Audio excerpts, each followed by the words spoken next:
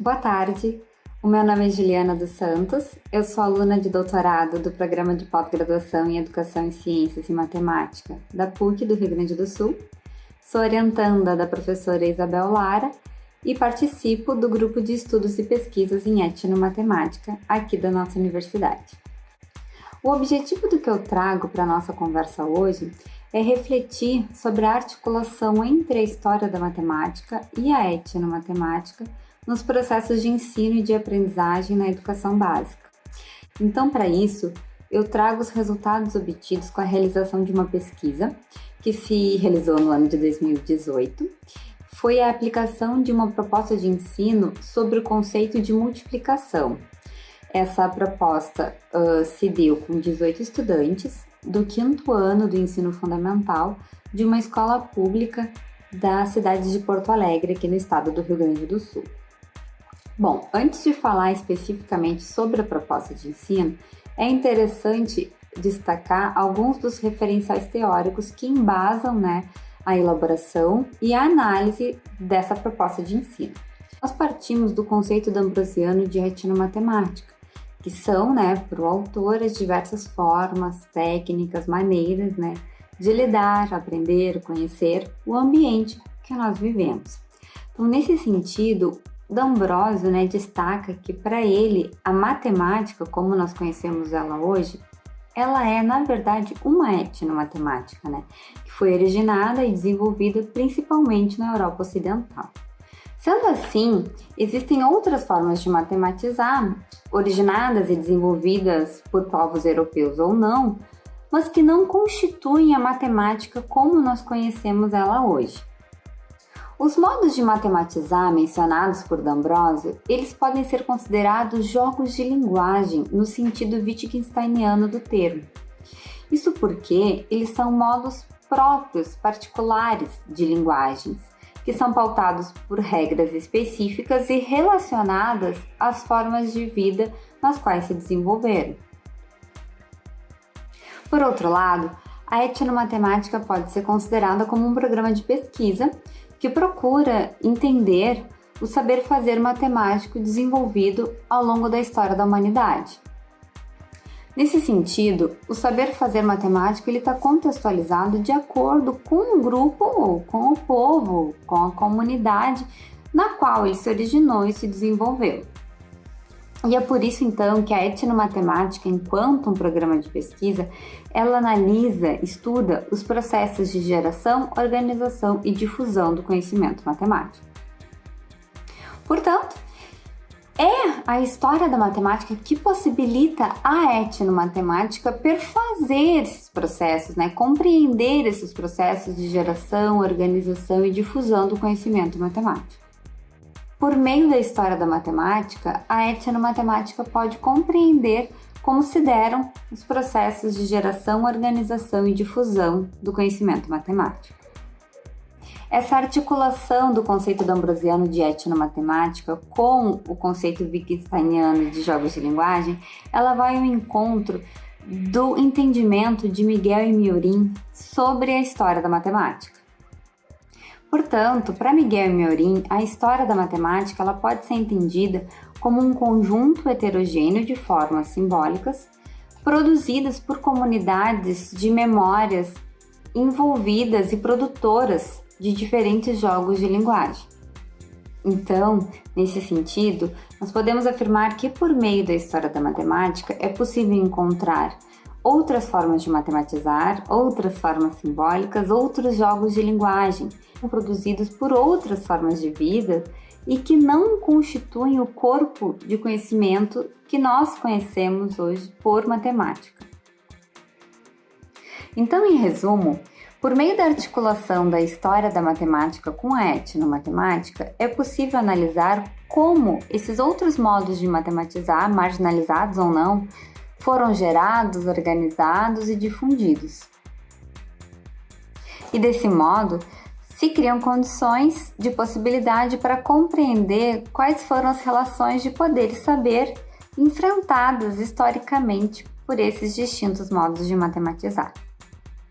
Então, A partir desse referencial teórico, a proposta de ensino que nós apresentamos aqui hoje, ela traz 3 formas de matematizar distintas do que é ensinado nas escolas de educação básica hoje.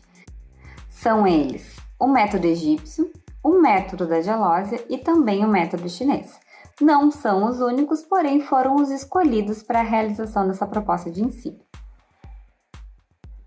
A proposta de ensino se realizou em um único dia, teve uma duração aproximada de 4 horas e pode ser dividida em 4 principais momentos. No primeiro momento, em que foi basicamente a apresentação da proposta de ensino, nós questionamos aos estudantes se eles apresentam dificuldade para a realização do produto de 2 números e também se eles conheciam uma forma de operacionalizar essa multiplicação distinta do que foi ensinado para eles na escola. No segundo momento da proposta, nós trouxemos os 3 modos de matematizar já mencionados. Então, para cada modo de matematizar, nós abordamos as questões históricas, sociais, culturais relacionadas com a forma de vida na qual esse modo de matematizar se originou e se desenvolveu. Cada modo de matematizar foi apresentado aos estudantes por meio de exemplos, mostrando na prática como cada civilização realizava o produto de 2 números. No terceiro momento, após apresentar cada um dos modos de matematizar, os alunos foram então convidados a operacionalizar. Nós desafiamos eles a resolver produtos, contas de multiplicação, utilizando esses modos de matematizar abordados na proposta de ensino. Ainda no terceiro momento da proposta, enquanto eles operacionalizavam e nós discutimos a respeito dos resultados e das técnicas, nós comparamos esses modos de matematizar com o modo de matematizar escolar. E por fim, no quarto e último momento da proposta, os estudantes responderam a um questionário que vem a ser um instrumento pelo qual nós coletamos os dados que aqui analisamos. Entre os resultados dessa proposta de ensino, nós observamos que os estudantes se sentiram muito motivados a aprender outras formas de matematizar. Eles não apresentavam dificuldades com o que eles já sabiam, com o algoritmo tradicional da matemática. No entanto, ainda já sabendo uma técnica, eles se mostraram motivados a aprender outras, em especial porque essas técnicas eram históricas, estavam relacionados a outros povos antigos com culturas completamente diferentes das nossas, foram fatores que foram motivando os estudantes. Além disso, também foi possível identificar que os estudantes não sabiam da existência de outros modos de matematizar, além do que é ensinado a eles na escola.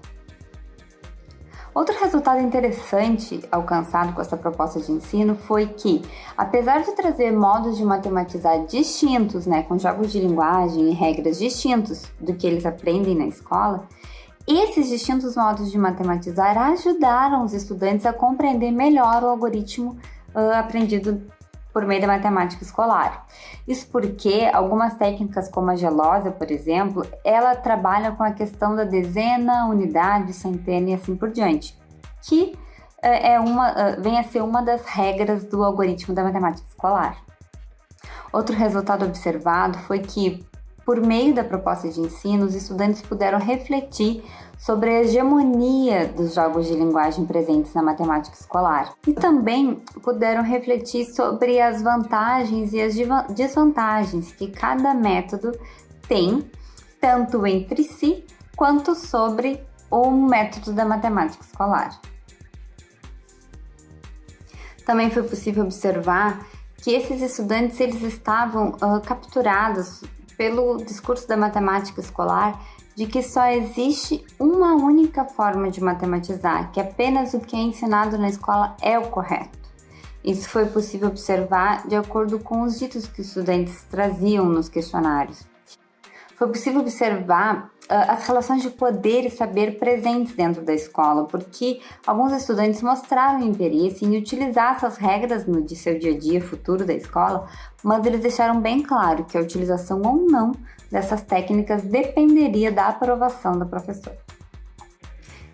Então, essa foi a nossa proposta de ensino, em que nós levamos 3 modos de matematizar diferentes do que é ensinado na escola, né? Levamos para um grupo de alunos de 5º ano, mostramos a eles como outras civilizações tratavam deste problema. Então, esses foram os principais resultados da nossa proposta de ensino. Eu agradeço a oportunidade de estar aqui com vocês e estou aberta a questionamentos. Até mais!